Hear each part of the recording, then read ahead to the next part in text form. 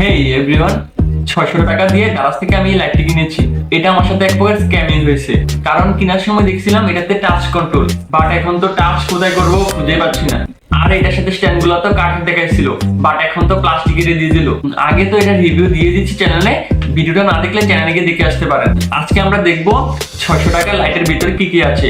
এটা আমরা আজকে খুলবো, খুলে দেখবো এটার ভিতরে কি কি আছে বা এটা কিভাবে চলে। তো চলুন অপারেশন শুরু করা যাক। সো এই আমাদের মুনলাইটটি, এটার সাথে মুনলাইটটি আর সাথে স্ট্যান্ড দেওয়া আছে। এই লাইটটি প্লাস্টিকের তৈরি, তবে প্লাস্টিকটার বিল্ড কোয়ালিটি মোটামুটি ভালো, হেভি প্লাস্টিক। তারপর এটাকে অন করার জন্য এখানে এসে সুইচটি অন করলে এখানে 3-4টা কালারের লাইট জ্বলে এবং এখান থেকে অফ করা যায়। আমার কাছ থেকে এটা 600 টাকা নিয়েছে। সো খুলে দেখি এটাতে কি কি আছে। এটাকে ভাঙ্গা অথবা কাটা ছাড়া খোলার কোনো উপায় নেই, প্লাস্টিকটা চারদিক থেকে সিল করা। সো আমরা এটাকে এপাশ দিয়ে কাটবো।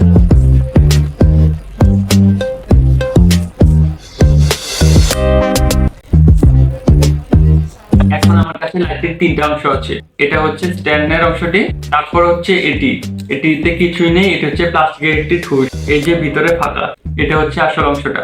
এখানে ছোট্টটা সার্কিট দেওয়া আছে, একটি ছোট লাইট, আর কিছুই নেই। 600 টাকার লাইটে 10 টাকার ব্যাটারি। লোকাল শপে এগুলা 10 টাকা হলেই পাওয়া যায়। এই হচ্ছে আমার 600 টাকার লাইট। তো ভিউয়ার, ভিডিওটা ভালো লাগলে অবশ্যই লাইক এন্ড সাবস্ক্রাইব করে দিবেন। টাটা।